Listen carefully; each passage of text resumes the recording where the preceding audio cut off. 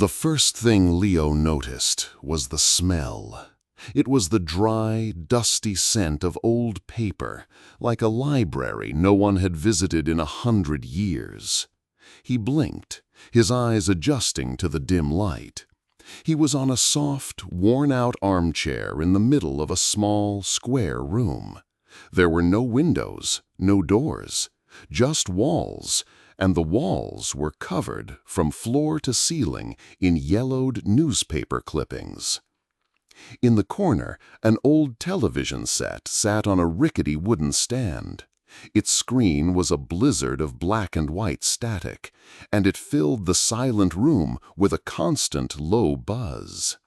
It was the only source of light, casting flickering shadows that made the room feel alive and unsteady. Leo stood up, his heart starting to beat a little faster. Where was he?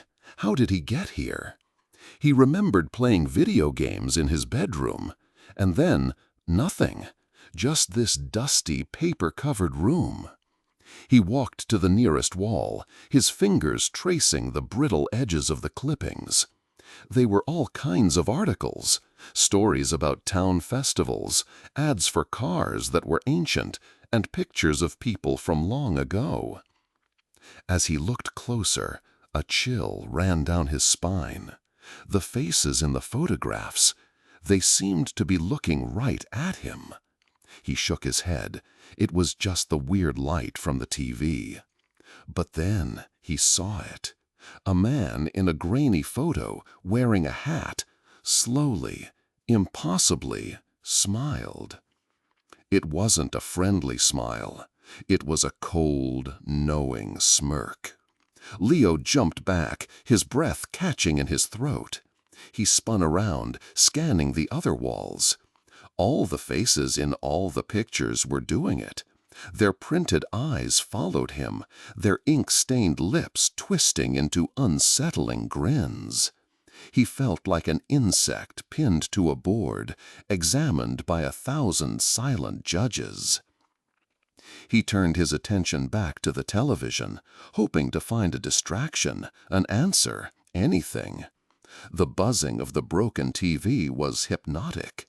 He stared into the swirling chaos of the static, and the sound began to change. The steady hum slowly morphed, twisting into something else. It was faint at first, but it was there. Whispers. They were like voices on a badly tuned radio, saying names he didn't recognize. Eleanor, Marcus, Sarah. The names faded in and out of the noise, like ghosts trying to speak. Leo felt a desperate urge to turn it off. The whispers were getting under his skin. He searched the TV for a knob or a button, but there was nothing. He put his hand on the screen, intending to just unplug it, but the moment his palm touched the glass, the static intensified.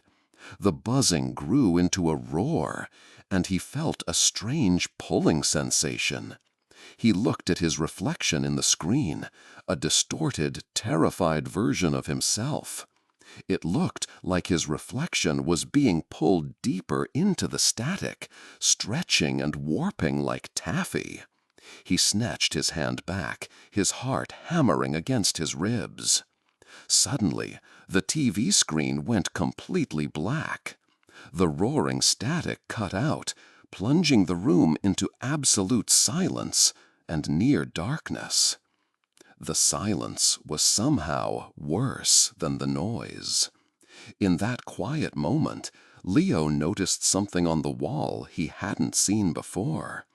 A new newspaper clipping had appeared, right at eye level. It looked fresh, the ink dark and crisp. The headline was large and bold. It read, "Local boy, Leo, wakes up trapped in mystery room." Leo's blood ran cold. He read it again, and then a third time. It was about him, right now. This wasn't a room full of old news. This room was writing the news. A wave of panic washed over him. He scrambled around the room, his eyes darting from one headline to another. He found another new one near the floor.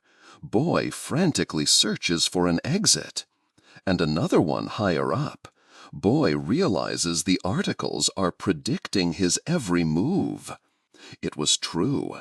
The room knew what he was thinking, what he was about to do.